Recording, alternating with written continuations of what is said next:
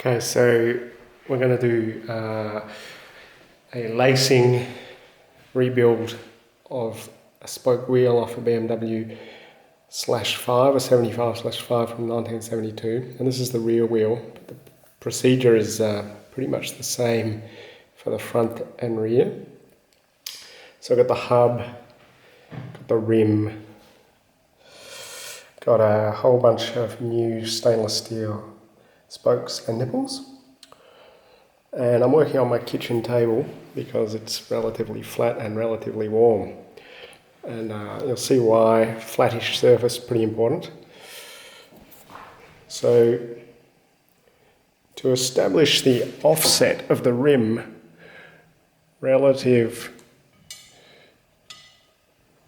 to the hub, this is how far the rim sits relative to the hub. You need to try and keep that relatively constant. What I've done is milled these little blocks, and I've got 3 of them, and they support the rim relative to the hub. On this rear wheel of the /5, the offset here should be 6.5 to 7 millimeters, and these blocks are 7 millimeters. So they hold the rim up just the right amount, ready for lacing. And the offset is measured from the brake surface of the hub, or the brake side of the hub. So I've got the brake side of the hub flush with the table, flat, and the rim lifted up by these blocks of known thickness, 7 millimeters. So we're ready to start lacing there, and just make sure all the holes for the spokes in the rim and the hub are nice and clean, because everything has to match up perfectly. And if you look at the rim, you see that the holes are grouped into groups of 4. And if you look at this central raised portion of the rim, there's 2 holes that are kind of right on the edge, and they're these 2. And then between them there's 2 holes that are sort of more towards the center. And you can kind of work out from this where each spoke goes, and there's actually only one way that the rim can orient relative to the hub. So if you look at this hub, there's an outside and an inside hole on this side, and you can see the direction of point of the outside hole is going to this top outside hole on the rim, and then this inside hole on the hub here is actually going to go across to this top inside hole on the rim. And if you flip the rim over, these will be pointing the wrong way. So there's actually only one way it can go together. Now, I should probably say at the outset that I'm not a wheel builder, I'm an amateur. This is actually the first time I've done this, although I have built some bicycle wheels before, which have held up to some pretty good abuse and pretty high speeds. But you should do this at your own risk and maybe just use this as a bit of a guide. This is the way I do it, but it may not be the best way. So, to get started, what I do is I look at these outside holes or top holes, and I just thread some spokes into each one of those holes and go all the way around.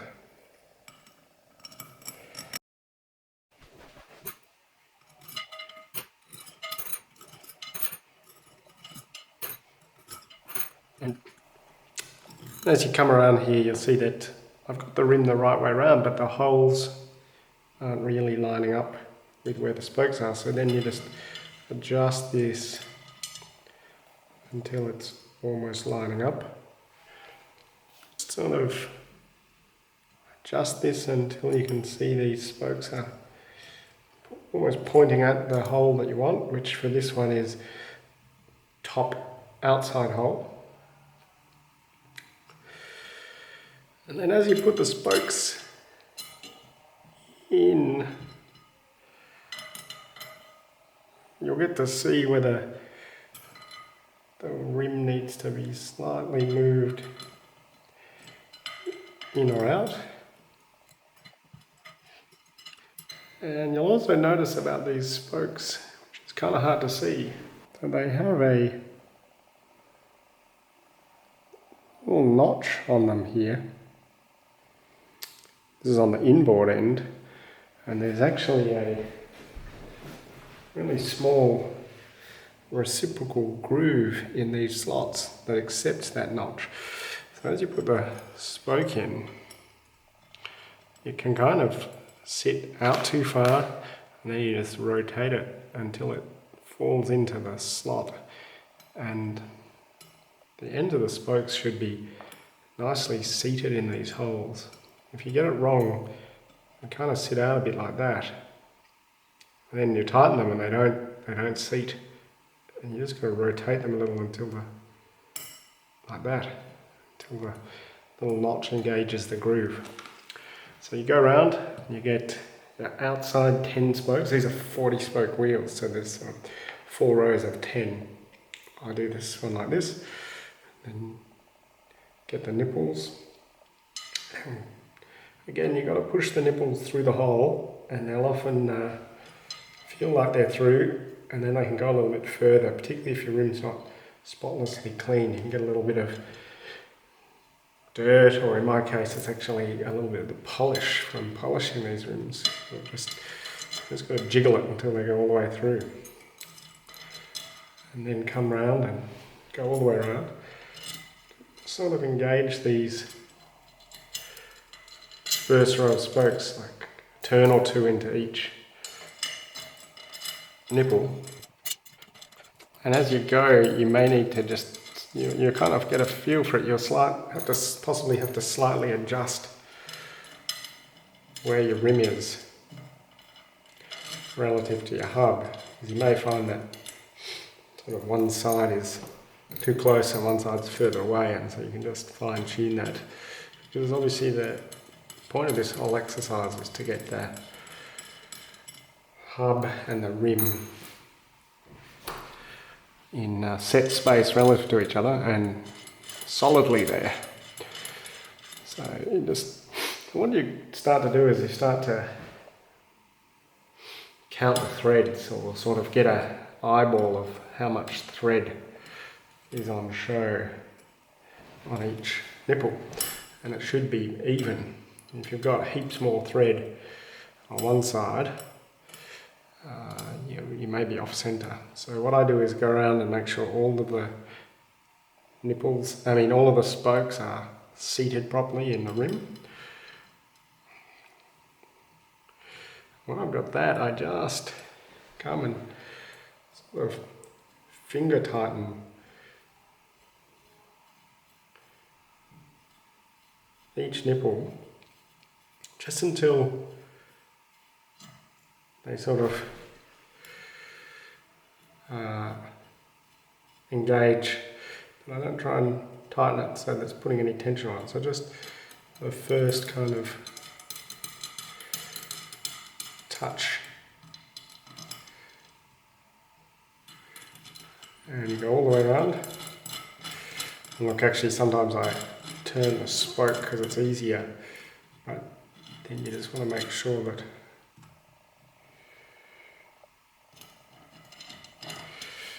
the spoke is still engaged. What you're going to find as you do this is that some of them will have less thread or more thread exposed, so this one's got more thread. This one over here has less thread. So what that tells me is that the hub is sitting that way and maybe that way, and so you can just sort of, well, I've only got a few of these done, you can adjust that position. I kind of get it evenly spaced, so there's just the same amount of thread showing all the way around, which Well, these spokes on this rear wheel is actually close to no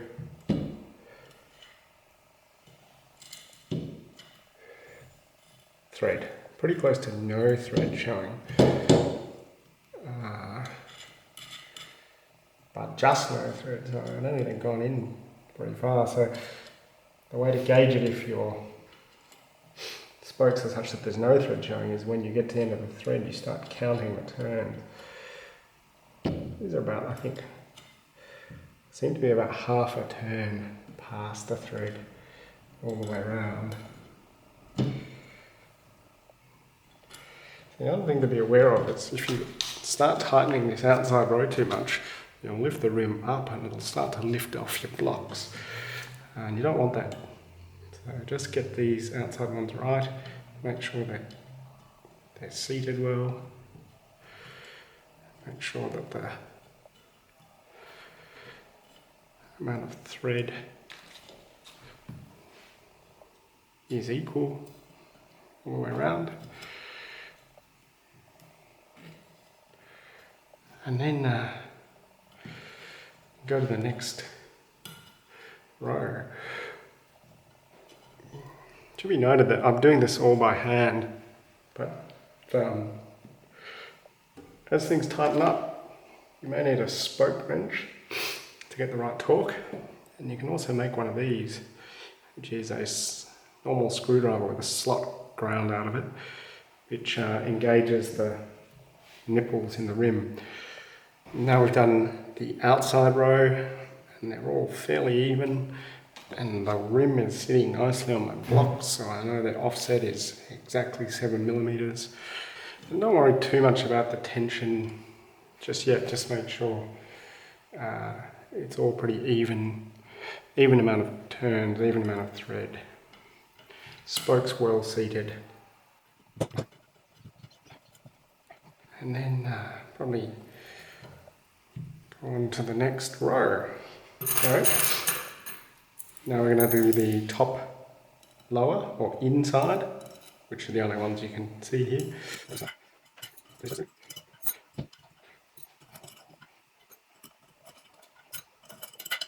And with the spokes here, you should see that the inner row should definitely go under the outer row. Kind of makes sense, because they're going to be hitting holes on the rim that are closer to the midline of the rim. And then just sort of repeat the process. Make sure the spokes are gauging the hub correctly. What I do is just put pressure with my thumb and then rotate the spoke until you feel it drop into the slots.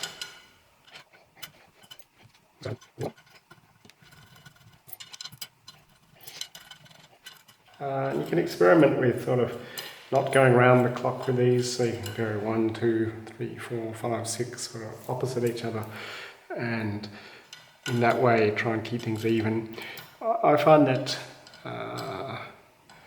when you've kind of got the first row in and you're not really tightening these, you can usually just sort of drop them in around the clock, just go around. So then I just go around and you've got 2 rows in there, and you can see as you tighten these, it just starts to, because we're doing one side, it can start to just slightly lift your rim off your blocks. So you'll want to pull the rear rim this way, and you know that's something to remember for when you come to true these wheels, is that if you want to pull the rim this way, you tighten these outside ones. If you want to pull the rim the other way, you tighten the ones we're going to put on next. And what you can do is sort of lift this up, and we're going to think about putting in another row of spokes from the brake side, and it's the same arrangement here, with an inner and an outer. And on the rim, you've got a kind of outer and inner. We'll just start by doing exactly the same thing. We're just going to put spokes into the outer ring of holes. I keep working with the brake side of the hub down on the table because I know that that's the side that the offset is measured from. And I don't know the offset measured from this left-hand side or hubcap side. Maybe the same. I haven't measured. I haven't seen it written anywhere. So if you're using a truing stand and you have the ability to set and keep the offset from either side, then I think it doesn't matter so much. But if you're lacing it on a table and you know the offset is sort of measured from the brake side, you'll just want to keep the brake side down. Obviously on this side you can't see the can't check the engagement of the spokes with the little slots on the hub, but we will do that. When we've got a few of these in, we'll flip it over. But you can just check your offset. Offset's pretty good there. It's just lifting up a little bit here. So when we tighten down these ones, it may pull that back to flat there. And not so much tighten down, but just put a little bit of tension on them. And it's got to kind of, there you go. So putting that back spoke in, just finger tight, has pulled that back down onto the block. Rim is still on the table. Hub is still on the table. Rim is square on the blocks. So it's pretty even, and the offset is where we want it. BMW changed the width of the rear rim, I think in maybe 1972, early 72. Originally the rim at the back was the same width as the rim at the front, which I think is a 1.85 inch. And then they changed it to a 2.15 in 1972. And when they changed the width of the rear rim, the offset at the back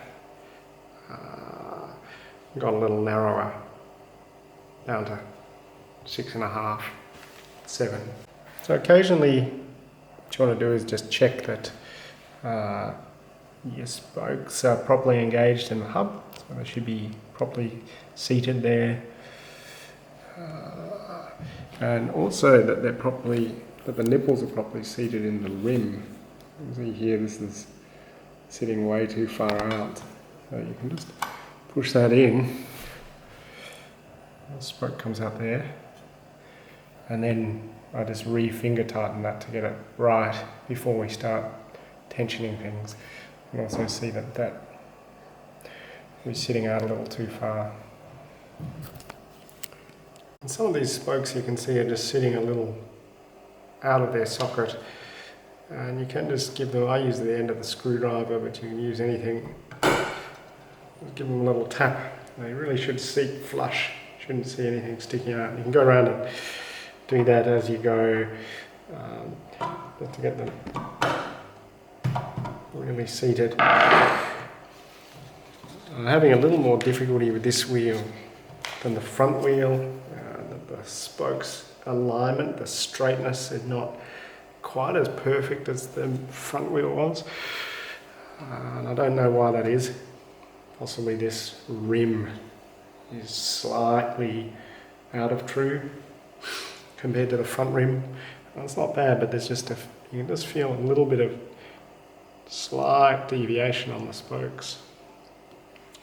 Anyway, just keep going around, same process.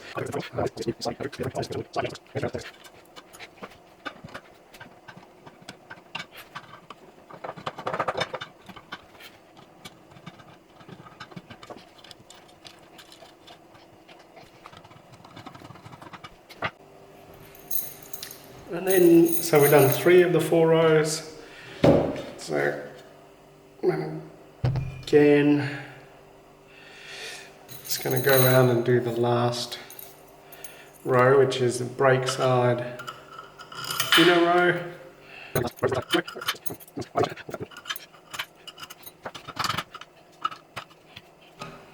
Just fixing up a few of these spokes that aren't flush from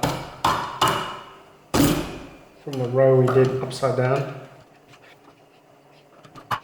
and popping on the new row set of nipples.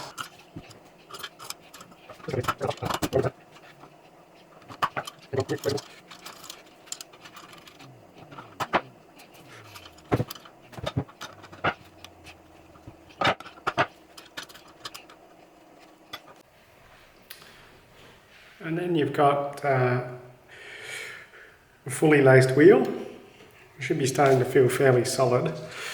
And you can flip it back to brake side. I just lost my bearing there.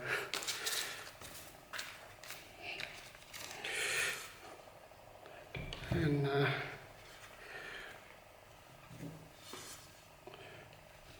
you can start to see where you're up to with your offset. Now that the wheel's laced.